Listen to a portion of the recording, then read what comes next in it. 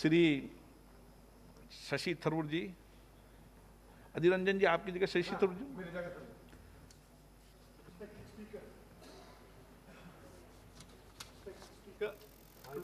Respected Speaker, thank you for granting this House the opportunity to discuss a topic that has undoubtedly attained singular importance in the national consciousness, the widespread impact of COVID-19, and specifically to lay bare this government's mismanagement of this crisis. I've taken my own mask off to speak, sir, as I try and unmask this government. वैसे इस बीमारी की वजह से सरकार के लिए एक बात अच्छी हो गई, उसे मुंह छुपाने की बहाना मिल गया. But in any case, yesterday, September 19th, based on data of the World Health Organization, WHO, India recorded a fresh set of 93,337 cases compared to 42,000 in the USA, and tragically additional deaths of 2,247 compared to 800 and something in the USA, effectively making us the country with the highest number of daily cases and deaths globally. It is a painful reflection of the grim times we live in, and equally a reminder of how important it is for us to take time and discuss this vital issue in this House. Just as there are rules and conventions that guide the functioning of this august House, sir, a set of principles and systems that are adhered to under your leadership and supervision, as you often remind us, Mr. Speaker, so too in any democratic country there is an age-old contract between the citizen and the government, which rides on certain fundamental expectations: the transparent functioning of the government, the upholding of inalienable rights, the access to basic resources to sustain an empowered life, the sound management of our economy through competent policy making, a participative and democratic decision-making process, and above all, the conviction and capability of an elected government to ensure that the safety and security of individual citizens is never compromised. This context is important for all of us who have gathered here to recognize, because we must understand the scale of the breathtaking violations of this basic compact by our government during the last 6 months. The situation precipitated by the COVID-19 pandemic was certainly extraordinary in terms of its rampant spread and impact across all walks of life. However, sir, it must be said that such a situation of distress and vulnerability is precisely where our citizens would expect their government to reaffirm the special contract that holds us together. But instead of mature and proactive governance, we've collectively witnessed a fundamental breakdown in government machinery these past few months.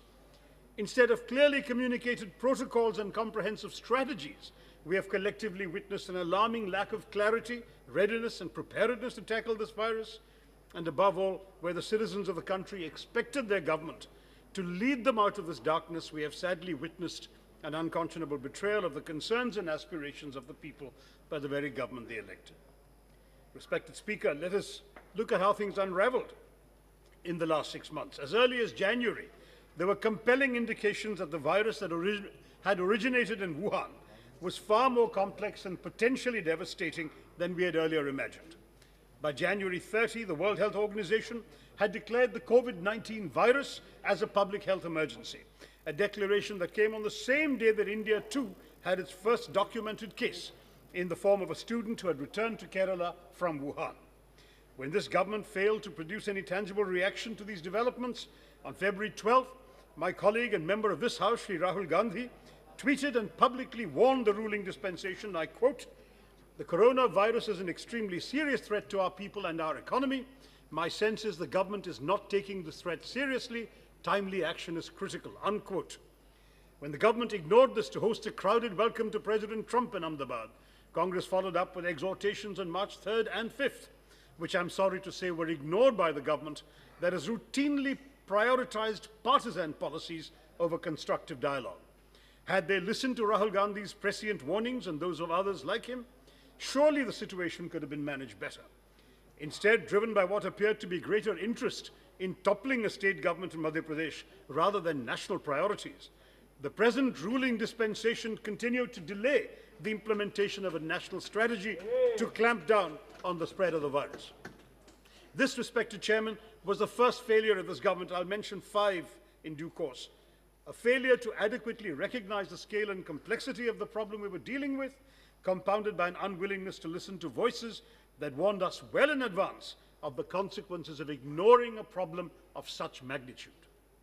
Still, given at that point the number of cases were comparatively low in India, there was still time for the government to execute a well-thought-out and comprehensive strategy to curb the virus. While experts may differ on details of lockdown strategies, they're all unanimous in their opinion that sufficient notice and advance warning are critical for a successful lockdown. Advance warning would have given critical time for our medical systems and frontline healthcare workers to prepare for an onslaught of cases. Advance warning would have given time for those who were at that point overseas to make it back to the country and prepare to hunker down. Advance warning would have allowed those within the country, particularly economically vulnerable groups like our migrant workers, sufficient time to make it back to their respective home states where they would have had necessary support systems to look after themselves. But perhaps above all, surely the provision of advance warning and transparent announcements is a basic courtesy that any government should have extended to the people of our country. It's the moral responsibility, after all, of the government to take the nation into confidence, not leave them in the dark. But as we've seen over these last 6 years, this government has a remarkable penchant for shock and awe tactics rather than mature leadership. And just as we witnessed during the sudden announcement of the disastrous decision of demonetization in November 2016, once again this nation was betrayed by the whims and fancies of its leadership. Even though the people of this country were given 3 days' notice before locking down for a mere 17-hour Janta curfew on a Sunday, when most individuals spend a lot of time at home anyway, a trial for a longer national lockdown, what followed was horrific. Riding roughshod over federalism, with no pretense of consulting the state governments, on the 24th of March, the PM took to the air to announce a lockdown for 21 days from that midnight. Planes, trains, highways, public transport were to be abruptly shut down 3.5 hours after the PM finished speaking, a shockingly short window to prepare for 3 weeks of staying indoors. Without any serious announcement of what support systems would be in place during the lockdown, it was inevitable that rampant chaos would follow this abrupt decree. And that brings me to the second failure of this government, sir, the creation of a government-made disaster which laid the foundations for widespread distress and anguish that followed. A series of events that should haunt each of us and astonish this government's moral standing. Across the country, we know about the long lines that immediately sprung up outside our kirana shops, shocked citizens queuing up to purchase critical rations. To see this period through, thousands took to our bus depots, our railway stations. People made desperate attempts to make it back to their respective homes. Businessmen and women who had traveled to other cities for meetings were stranded by the PM's high-handed action, and those overseas suddenly were left with no way to return back to the country. And our migrant workers and daily wage workers, besides themselves in their distress, took to the roads and highways in a desperate attempt to make it back to their home states. The very next day, the PM, in his address to residents of his constituency, likened the disaster he had unleashed upon the nation to Kurukshetra. The Mahabharata, he said, took 18 days before victory was earned. Tackling the COVID virus would take 21 days. 180 days have passed, respected Speaker. Our national caseload is the second largest in the world and heading for number 1. Daily cases have nearly reached 1 lakh, higher than any other country. The economy is in tatters, having suffered a contraction far more severe than any other country.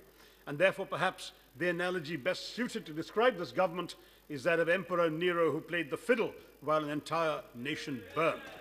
Or more accurately, here we have an emperor who resorted to tali bajao and diya jalao while a nation suffered beyond any conceivable measure. हम ये नहीं कहते कि महामारी नहीं थी, हम ये बता रहे हैं कि तैयारी नहीं थी। तैयारी से लड़ते तो हालात न होते, रेल की पटरी पर वो प्रवासी न सोते, साइकिल पे बूढ़े बाप को बेटी नहीं ढोती, लाश पर माँ की कभी बच्ची नहीं रोती। अर्थव्यवस्था इस तरह निपात न होती, शायद हमारी इतनी बुरी मात न होती। विश्व पटल पर हम कभी प्रथम नहीं आते, जितने मरे हैं लोग वो मारे नहीं जाते। अच्छी सी कोई योजना हम रच सकते थे, मिलजुल सलाह करते तो शायद बच सकते थे।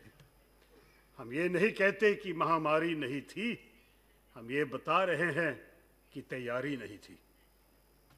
In a country where, according to most estimates, nearly 90% of the workforce is employed in the informal economy, where 38 crore Indians out of 47 crore who make up our totally employed workforce are predominantly in jobs that offer a daily wage, surely this government should have had the foresight to understand the implications of the shock and awe style of governance on the livelihoods of its own citizens.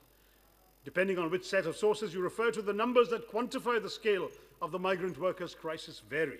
In June, the Chief Labour Commissioner estimated that over 26 lakh migrant workers were stranded in various parts of the country, while others estimate a reverse migration of up to 3 crore workers since mid-March. The image of tens of thousands of our fellow citizens setting off on foot to make it back to their hometowns has been seared into the collective consciousness of our nation. If as little as a direct assurance to such marginalized groups, a clear promise of support followed through with policies to ensure that no worker would go hungry or would lose access to basic income or healthcare, if such had been given, much of the crisis that followed could have been averted. If this sudden announcement and the distress the government caused to our people was to arrest the spread of the virus, then I'm sorry to say the approach was utterly misguided and has completely failed.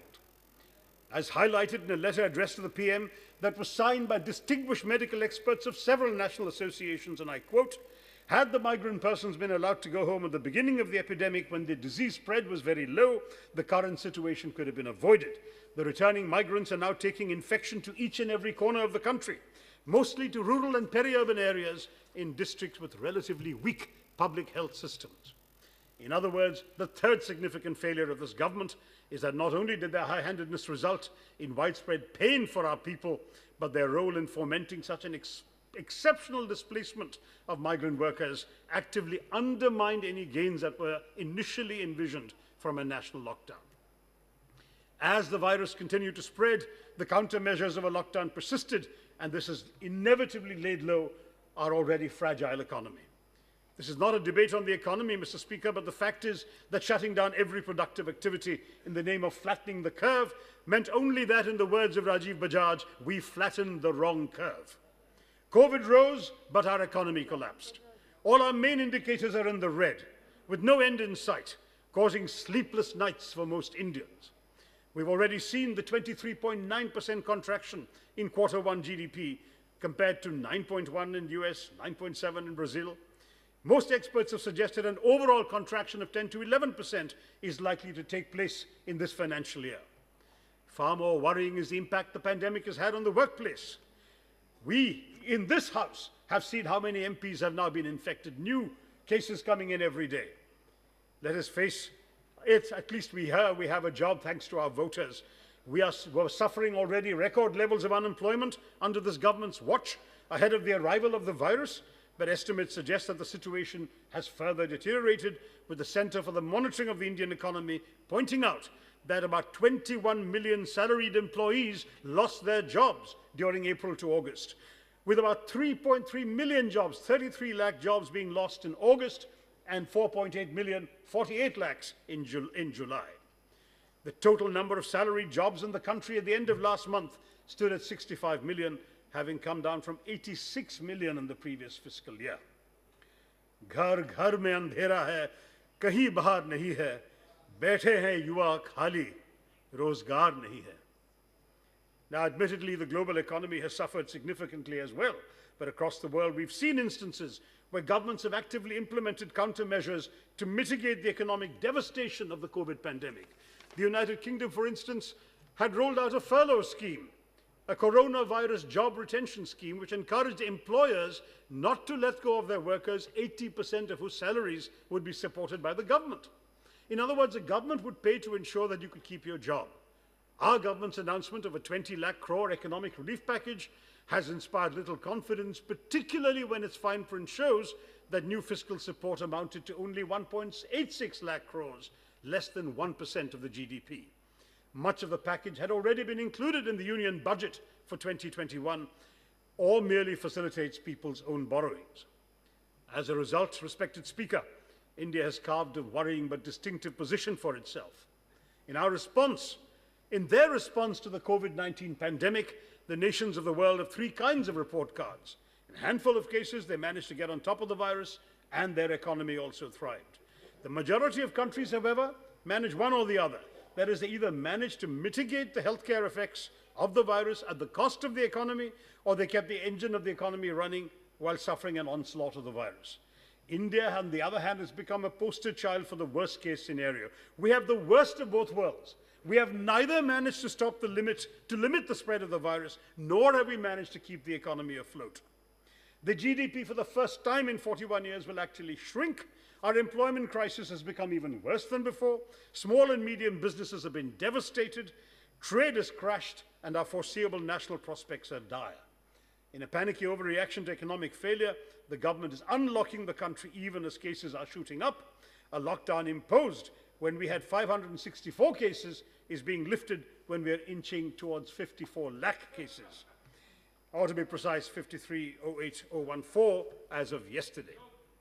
What greater indication can we have, respected Speaker, of the fourth failure of this government? It took 135 days to reach 1 million registered cases, 10 lakhs in the country. 3 weeks after for 20 lakhs, 16 days for 30 lakhs, 13 days for 40 lakhs, and now just 11 days for 50 lakhs, or 5 million. At this rate, we will cross 60 lakhs by next week, numbers which offer a sharp indictment of the failure of this government's strategies to curb the transmission of the virus. Most of the challenges we as a nation are confronted by today stem from the manner in which the present ruling dispensation governs.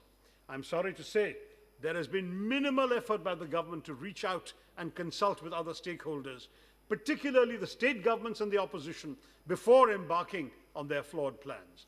As early as May, the Indian National Congress, along with like-minded parties, had come together and offered a series of constructive suggestions to this government, which were invariably ignored at serious cost to our fellow citizens. 11 suggestions were placed before this government, including a direct cash transfer outlined by the Indian National Congress under its Nyay program, which would support distressed communities, free distribution of rations, free transportation for migrant workers, greater consultation with state governments and within Parliament, and a revised and enhanced financial package, a fiscal stimulus, a genuine one. I've no doubt that had the government adopted some of these ideas and consulted with opposition parties, we could have been better placed to mitigate the spread of the virus. Instead, we have the fifth and final failure of this government, a failure to recognize the merits of a deliberative democracy, of not consulting but dictating, of not governing but ruling. और अंत में किसान गरीब के मुद्दे पर सरकार को विशेषण करना चाहता हूं कि ये मुद्दा आप पिछले मुद्दों की तरह टीवी पर कुछ और दिखाकर भटका नहीं सकते, क्योंकि गरीब किसान टीवी नहीं देखते. Anyway, the unfortunate reality today, sir, as I conclude, is of an India where tokenism and lip service have taken precedence over concrete ideas. I'm concluding, sir, in 1 minute. Over concrete ideas and deliberative governance, where no honest effort is made to overhaul the infrastructure deficiencies, despite which our frontline healthcare heroes who worked heroically, even at the cost of their own lives, though the government sadly says it doesn't have any data about this. And through you, Mr. Speaker, I'd like to express the thanks of this House to all the healthcare workers for their services to this nation. It's also in India where students have been forced to risk giving examinations that are vital to their futures at a time when even Parliament, the temple of democracy, may wind up ahead of schedule because of the virus.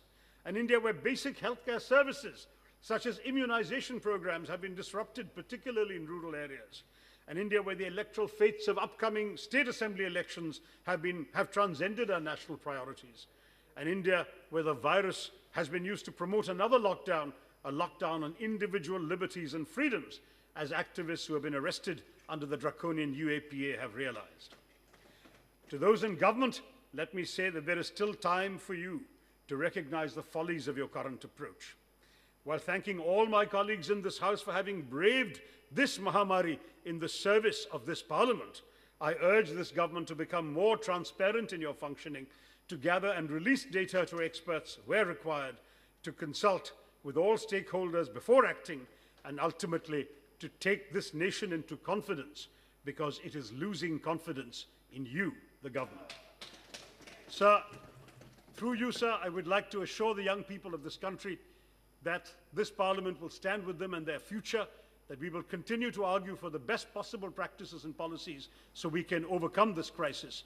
And I hope, sir, that this House will seriously offer suggestions to the government, as I've done in my remarks, that might help it undertake a much-needed course correction.